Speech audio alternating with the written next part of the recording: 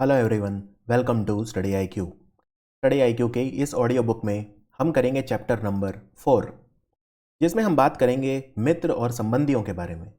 एक परीक्षार्थी को दोस्तों और रिश्तेदारों से कैसा व्यवहार करना चाहिए।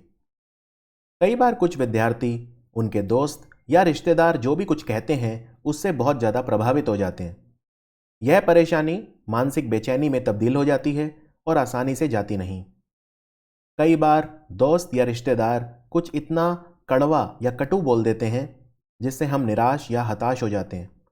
हमें इसी समाज में रहना है, इसलिए इन लोगों का साथ छोड़ा भी नहीं जा सकता और ना ही इनसे हम दूर भाग सकते हैं।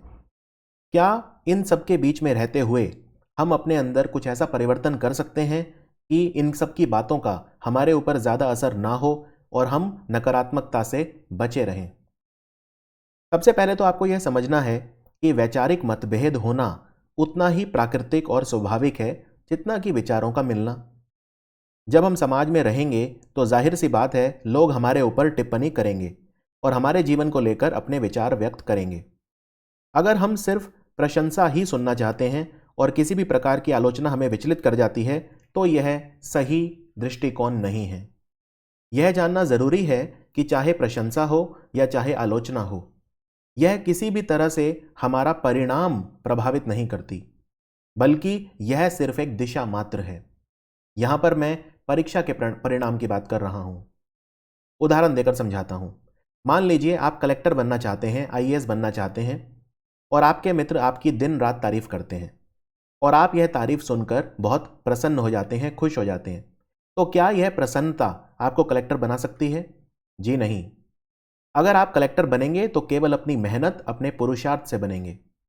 यदि आपके सारे मित्र पूरे साल आपकी प्रशंसा भी करते रहें तो भी आपका परिणाम केवल आपकी मेहनत पर ही निर्भर होगा। अब इसी बात को पलट कर देखते हैं। मान लीजिए अब आपके मित्र हैं, वो आपकी सिर्फ आलोचना ही करते हैं, तो उससे भी फिर आपका परिणाम प्रभावित नहीं होना चाहिए, क्योंकि इस स्थिति में भी आपका परिणाम केवल आपकी मेहनत पर ही निर्भर करेगा। यानी कि आपके मित्र या रिश्तेदार आलोचनात्मक रवैया रखते हैं या प्रशंसनात्मक, दोनों ही सूरतों में आपके परिणाम पर कोई फर्क नहीं पड़ता। फर्क सिर्फ इस बात से पड़ेगा कि आपने तैयारी कितनी अच्छी की है। ये एक गलत बात यह होगी कि आप दूसरों की राय को इतना ज़्यादा दिल से लगा लें कि आप या तो उनसे व्यक्ति से बात करना बंद कर दें या उससे पूरा नाता तोड़ दें, या फिर उसने जो कहा उसे सोच सोच कर आप परेशान होते रहें और तनाव लें। अगर आपके मित्र और रिश्तेदार नहीं होंगे तो जब आप कल सफल हो जाएंगे तो अपनी सफलता को आप किसके साथ मनाएंगे? अगर आपका कोई आलोचक है या कोई व्यक्ति आपकी बुराई करता है तो उसे चुप कराने का सबसे अच्छा तरीका है खुद अपने कार्य में सफल होना। आलोचकों को हमेशा अपने कर्मों से जवाब देना चाहिए, ना कि उनके मुंह पर कुछ भी बोलकर अपने आप को उन जैसा बनाना चाहिए। यही तो एक पढ़े लिखे और बुद्धिमान व्यक्ति की निशानी है। देखिए, एक उदाहरण देता हूं आपको। आप मान लीजिए कि आप किसी नदी के साइड में खड़े हैं। नदी में जाने के लिए जैसे ही कोई नाव रवाना होती है, तब किनारे पर खड़े हुए लोग उस नाव की बात करते हैं। लोग तब तक ही नाव के बारे में बातें करते हैं जब तक कि उससे वो सरोकार रखते हैं, जब तक वो नाव उन्हें दिखती रहती है। कुछ ही समय के बाद जैसे ही वो नाव आंखों से ओझल हो जाएगी, लोग उसके बारे में बात करना बंद कर देंगे।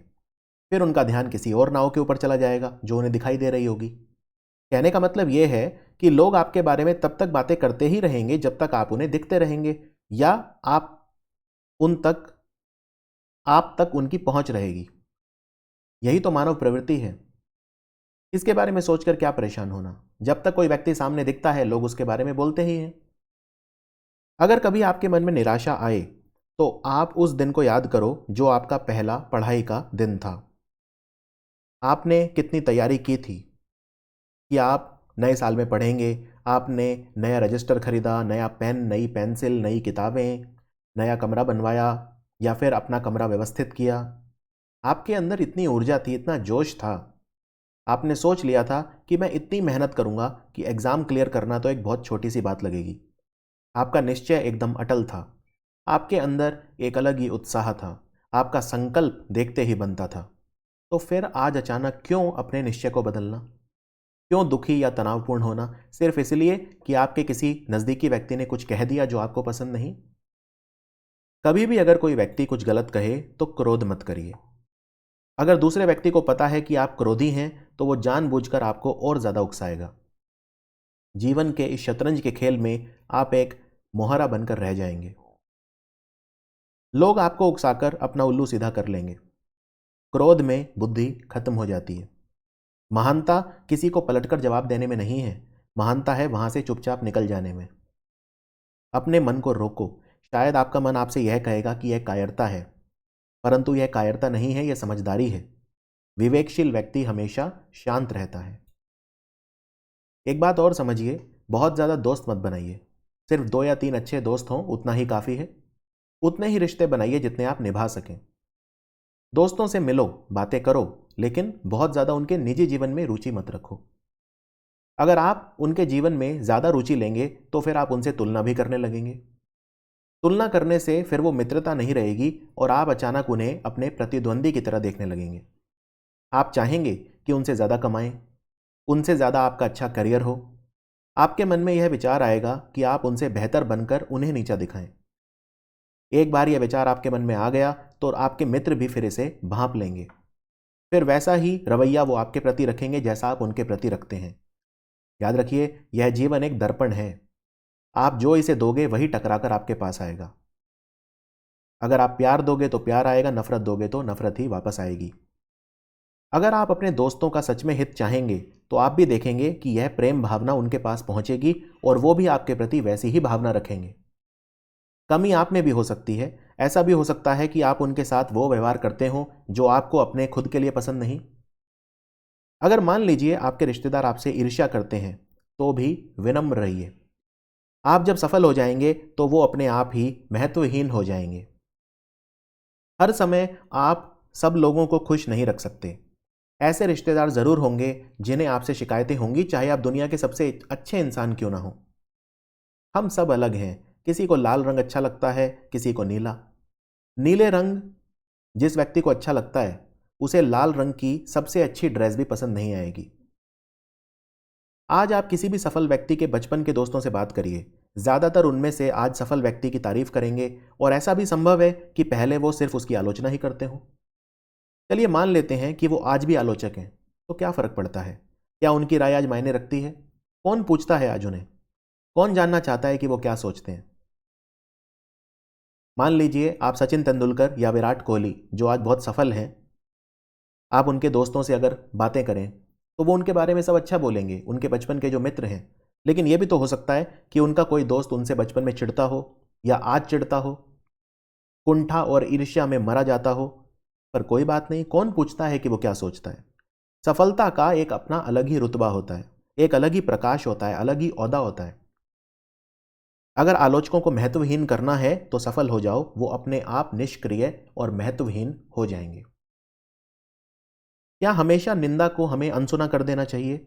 नहीं। देखिए, निंदा 2 तरह की होती है। एक वह जो वास्तव में आपकी कोई कमी उजागर करे तो उसे तुरंत अपना लो और वह अपने आप को और प्रबुद्ध बनाओ। बेसिकली ऐसी निंदा आपको यह अवसर देगी कि आप अपने व्यक्तित्व को निखार सको और अपनी कमियों को दूर कर सको। दूसरी निंदा वह होती है जो हमेशा आपको नीचा दिखाने के लिए होती है, जो सिर्फ आपको हतोत्साहित करती है और आप में हीन भावना पैदा करती है। दोनों तरह की निंदा में आपको फर्क करना आना चाहिए। दूसरे तरह की निंदा जो करते हैं उनसे थोड़ी दूरी बनाओ या फिर सुनकर अनसुना कर दो। कई बार ऐसा भी होगा कि आपके पास समय कम होगा, आप पढ़ाई में इतने मस्त होंगे। आपके पास 2 विकल्प होंगे कि मित्रों को समय दो या पढ़ाई कर लो। हो सकता है आप अपने लक्ष्य पर इतने ज़्यादा केंद्रित हो जाएं कि आप दोस्तों को समय ही ना दे पाएं। इसमें कुछ गलत नहीं। आप उन्हें समझा दीजिए कि आप उनके किसी इवेंट में नहीं आ सकते, आपकी परीक्षा है। अगर वह आपको खुदगर्ज या स्वार्थी समझें तो उसकी परवाह मत करिए। अगर वास्तव में वह आपका अच्छा सोचते हैं तो वो समझ जाएंगे कि आपका करियर आपके लिए कितना महत्वपूर्ण है और वो फिर बार बार जिद नहीं करेंगे या आपसे कुछ ऐसा नहीं मांगेंगे जो आप अभी उन्हें देने में सक्षम नहीं हैं। मित्र की आड़ में जो आपसे जलने वाले होंगे वो आपको भला बुरा कहेंगे और आपको प्रभावित करने की कोशिश करेंगे। ऐसे में सावधान हो जाइए और अपने निश्चय पर अटल रहिए। आप स्वार्थी नहीं हैं, सिर्फ स्व केंद्रित हैं। दोनों में फर्क है। तो उम्मीद करता हूं ये जो चैप्टर था इसने आपको एक नई ऊर्जा दी होगी कि मित्र और रिश्तेदार जो हैं उनसे कैसे हमें बिहेवियर हमारा होना चाहिए उनके प्रति। अगला जो चैप्टर होगा मेरी ऑडियो बुक में वो होगा काम और उत्पादकता, यानी पढ़ते समय अगर सेक्सुअल थॉट्स आते हैं तो फिर उसको कैसे कंट्रोल किया जाए। तो देखते रहिए हमारी ये audio book motivation for students. Thank you for watching study IQ।